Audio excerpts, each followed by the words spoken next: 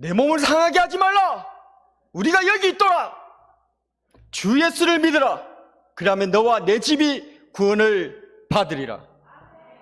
사도 바울 선생님이 하셨던 말씀 한번 따라해 봤습니다. 영권이 약해가지고 웃음밖에 안 나오지만 저는 진지했습니다. 우리 사도 바울 선생님이 이렇게 복음을 전파했죠. 그 얘기를 들었던 이 간수장들이, 그리고 그 집안이 다 예수님을 믿고 세례를 받고 구원을 받는 놀라운 역사가 일어난 줄로 믿습니다. 그 이후로 또 사도 바울 선생님은 복음 전도의 여행을 계속해서 떠나갔습니다. 암비볼리와 아볼로니아를 거쳐 이 데살로니가에 이르게 되었죠. 여기서도 사도 바울 선생님은 복음을 전했고, 경건한 헬라인의 무리들과 또 큰 무리들, 또 적지 않은 기부인들도 이 복음을 듣고 믿게 되었습니다.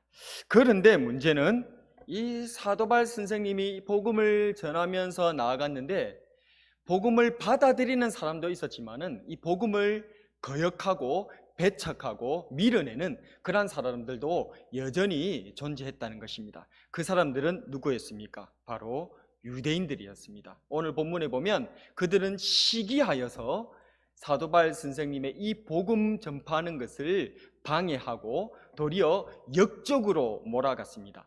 가이사를 반대하는 그러한 왕을 전파하는 사람들이라고 역적으로 몰아가면 예수님이 십자가에 달려 처형당하는 것처럼 극형에 처할 수 있는 것이었거든요.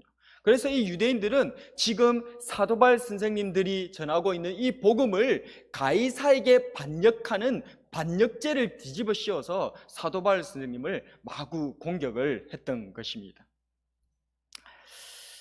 그로 인하여서 사도 바울 선생님은 이 데살로니가를 도망치듯이 떠날 수밖에 없는, 그렇게 쫓겨나는, 그렇게 수모를 당할 수밖에 없었고, 사도 바울 선생님에게 복음을 전해 들었던, 그리고 그 말씀을 가슴 깊이 받고 그리스도인이 되려고 했던 이 야손이라고 하는 이분들은 도리어 사도 바울 선생님이 도망치듯 떠난 그 데살로니가에 남아서 이 유대인들에게 모함을 당해가지고 법정으로 끌려 들어가가지고 거기서 온갖 고초를 겪으면서 보석금을 내고 풀려나는 이러한 일들이 오늘 우리가 읽었던 성경에 기록되어 있는 것입니다.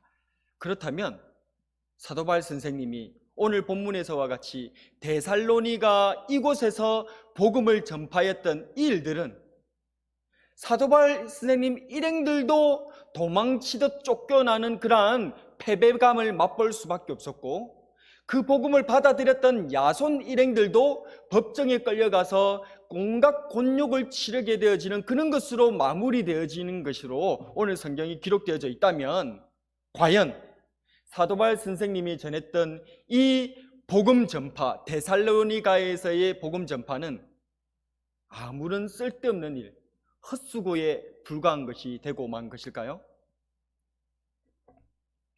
지금으로부터 150년 전 1866년 여름, 불길에 휩싸인 선박이 내뿜는 화마와 태양의 뜨거운 열기로 달궈진 모래사장에 조선 관군에게 둘러싸인 파란 눈의 이방인이 무릎을 꿇은 채 지그시 눈을 감고 있습니다. 조선을 가슴에 품은 27살의 이 젊은이는 삶의 마지막 순간에 두 손을 모으고 있습니다.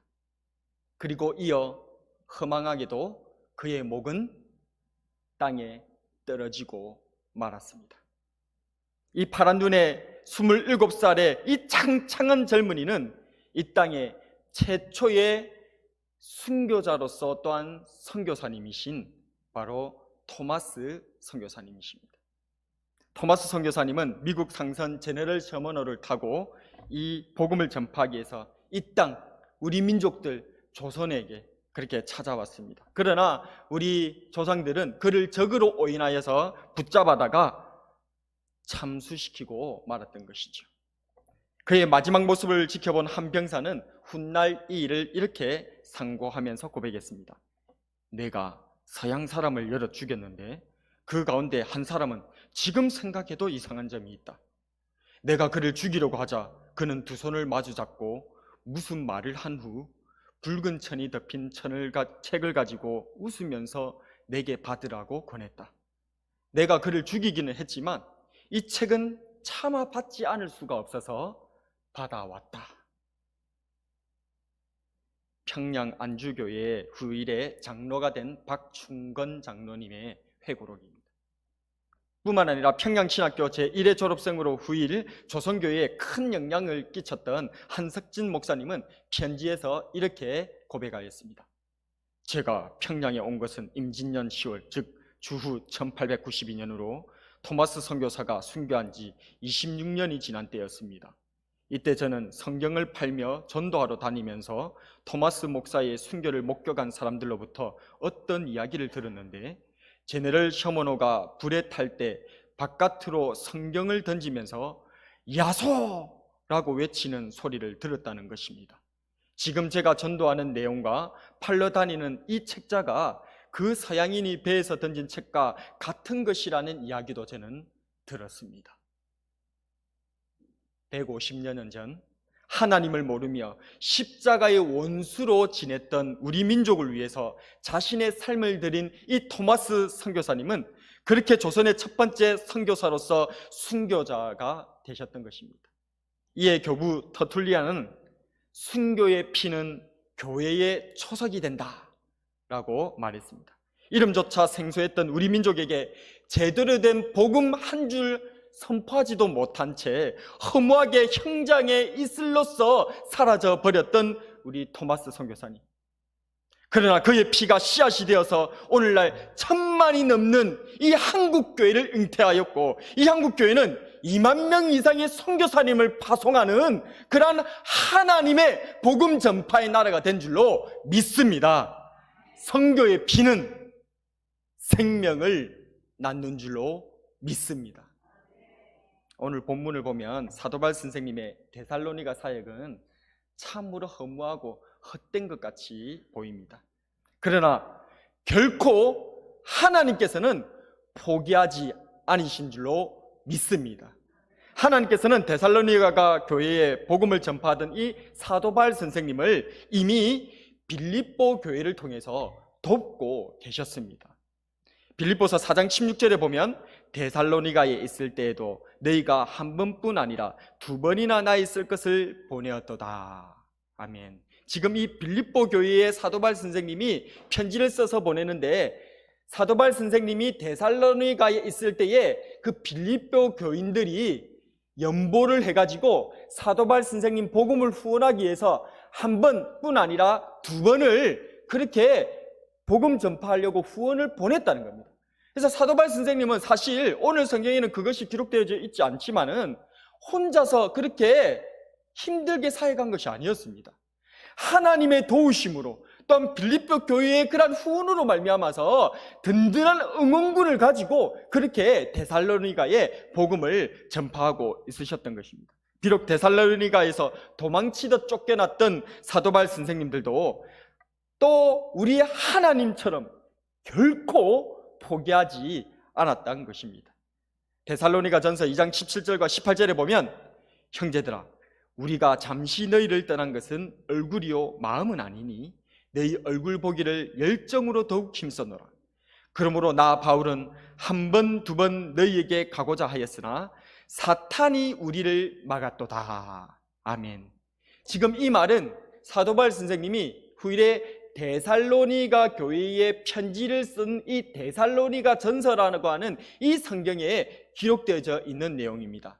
사도 바울 선생님은 비록 아까처럼 우리가 읽었던 이 본문과 같이 데살로니가 이곳에 와서 복음을 힘써 전파했지만 유대인들의 방해로 반역자 취급을 당하여서 그렇게 도망치듯 쫓겨나올 수밖에 없는, 우리의 눈으로 보기에는, 표면적으로 보이기에는 실패고 끝이고 허무하게 그렇게 막을 내린 것 같았던 이 데살로니가에서의 복음 전파, 그것으로 끝나지 아니하고 사도 바울 선생님은 계속해서 데살로니가 교회에 찾아가려고, 그곳에 가서 그 성도들이 어떻게 지내는가 그들을 격려하고 싶어서 계속해서 가고자 끊임없이 노력했다는 겁니다.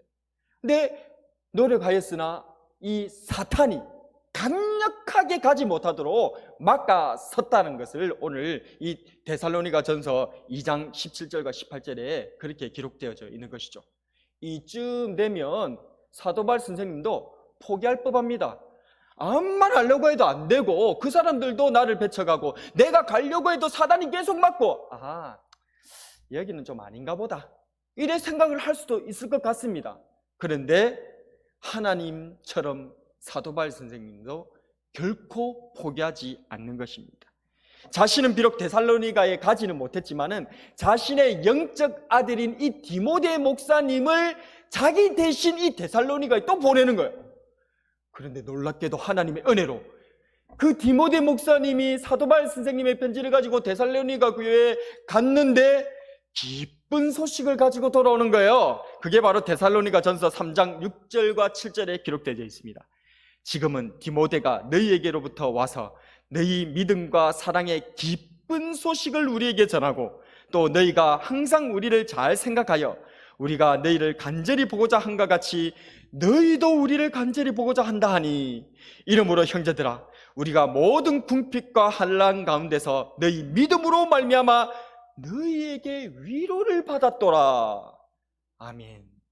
지금 사도 바울 선생님은 하나님께서 복음의 이 역사를 포기하지 않으셨기에 자신도 끝까지 포기하지 않고 데살로니가에 여러 번 가고자 했으나 그것이 막혀도 또 포기하지 않고 자신의 영적 아들인 디모데 목사님을 보내어서 그렇게 했더니 하나님께서는 그 데살로니가 성도들이 믿음을 잃고 그냥 뿔뿔이 흩어진 것이 아니라 그것의 교회로 모여서 더욱더 믿음에 든든해져서 디모데 목사님을 통하여서 기쁜 소식을 전해줘서 이제 복음 전하고 있는 선생님인 이 사도 바울 선생님의 무리들이 그 얘기를 듣고 도리어 위로를 얻고 격려를 얻고 힘을 얻는 이런 열매를 거두게 되었다는 것입니다.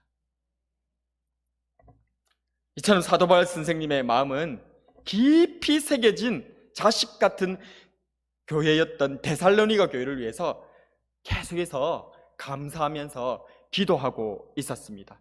데살로니가 전서 1장 3절에서 4절에 보게 되어지면 이렇게 사도 바울 선생님은 얘기하고 있습니다.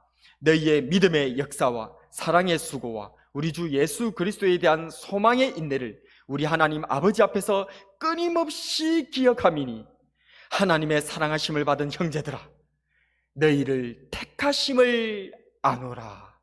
아멘.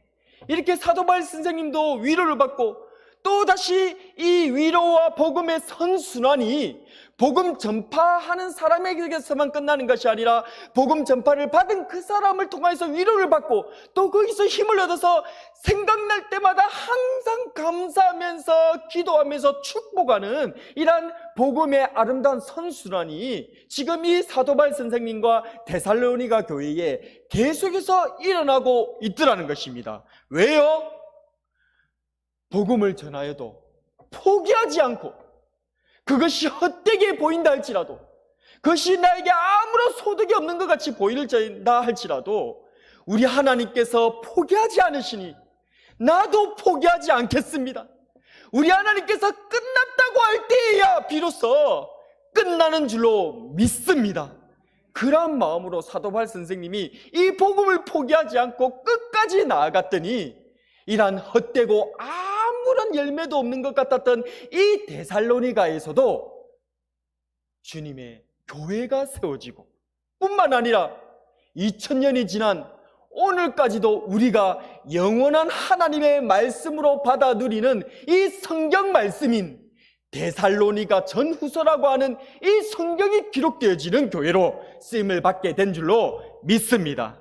오늘 하나님께서는 이 데살로니가에서 일어난 일들을 통해서 우리들에게 이렇게 말씀하고 계시는 것이죠. 복음을 전하는 게 헛수고 같이 보일지라도 믿음을 가지라고, 끝까지 사랑하라고, 인내하며 소망을 가지라고 포기하지 않는 저와 여러분이 되기를 축복합니다. 말씀을 정리하겠습니다. 오늘 우리는 데살로니가에서 일어난 일들을 살펴보았습니다. 표면적으로 데살로니가에서의 복음 전파는 아무런 수고, 아무런 열매도 없는 그러한 헛수고에 불과한 것 같이 보였습니다. 그러나 하나님께서 포기하지 않으셨습니다. 하나님께서 포기하지 않으셨기에 사도 바울 선생님도 포기하지 않으셨습니다. 콩나물 시루에 물 다 빠지는 것 같이 보여도 콩나물은 자라는 줄로 믿습니다. 데살로니가에서 피신했던 사도 바울 선생님처럼, 순교한 첫 번째 선교사님 토마스 선교사님처럼, 비록 우리의 신앙생활과 복음 전파가 헛된 일같이 보여지고 느껴질 때에도 하나님께서 우리를 향하신 이 복음의 씨앗을 포기하지 않으셨기에 우리도 포기하지 않고, 하나님께서 우리의 이 복음 전파를 오늘도 생명을 심는 복음의 씨앗으로 사용하셔서 열매를 맺게 하실 것을 믿기에 결코 이 복음 전파를 포기하지 않고 우리의 태신자들에게, 또 우리 교회가 전파하는 그런 우리들의 이웃들에게, 또한 교사로서 우리의 다음 세대, 아무런 반응이 없는 것 같고 암만 좋은 것을 사줘도 아무 그런 얘기가 없는 것 같고 표정 변화가 없고, 이게 말씀의 은혜를 받았는지, 이게 말씀에 지금 들어갔는지, 어떤 얘기를 해도 그냥 냉랭한 표정에 무표정한 그런 아이들이라 할지라도 그런 아이들에게 끝까지 복음을 전파하고 복음의 씨앗을 뿌리면 그것은 결코 헛되지 아니하고 우리 하나님 안에서 열매를 맺게 될 줄로 믿습니다. 이렇게 우리 하나님 안에서 복음 전파의 씨앗으로 쓰임을 받는 저와 여러분들이 되길 주님의 이름으로 축복합니다. 오늘의 한 줄 설교 요약: 복음의 씨앗을 뿌리면 하나님께서 세우신다.